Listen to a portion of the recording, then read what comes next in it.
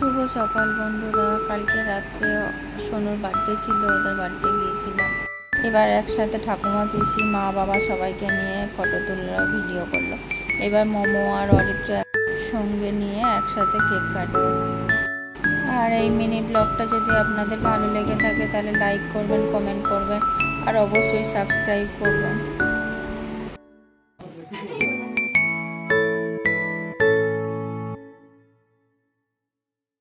এরপর খাওয়া দাওয়ার পর্ব। তার আগে আমরা স্ন্যাক্স খেয়েছিলাম, সেগুলো ভিডিও করা হয়নি। চিকেন পকোড়া, বেবিকর্ন আর কেক। এই হচ্ছে একটা পাগল দিদি যার বার্থডেতে আমি এসেছি। এই দেখুন গাইস, এই দেখুন সোনু দিদি।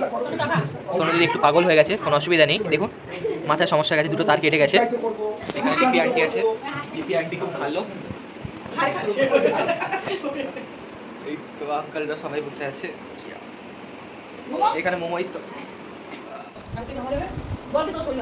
মোমো যা পড়ছে তার যদি 1% আমি পড়ে নিতাম কত পড়ছে কিছু না, না এই ম্যাথ পড়া, এই লেখা ম্যাথ পড়া এই চলছে। এই সময়টা এই করতে সোনু আইসক্রিম খেতে ব্যস্ত।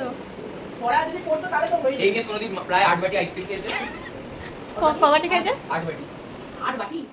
খাবারে ছিল প্লেন বাসমতি রাইস, সবজি, ডাল আর মিক্স ভেজ পনির দিয়ে আর মটন কষা।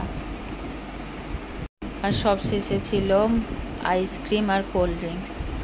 তো টাটা বন্ধুরা। এই মিনি ব্লগটা যদি আপনাদের ভালো লেগে থাকে তাহলে লাইক করবেন, কমেন্ট করবেন আর অবশ্যই সাবস্ক্রাইব করবেন।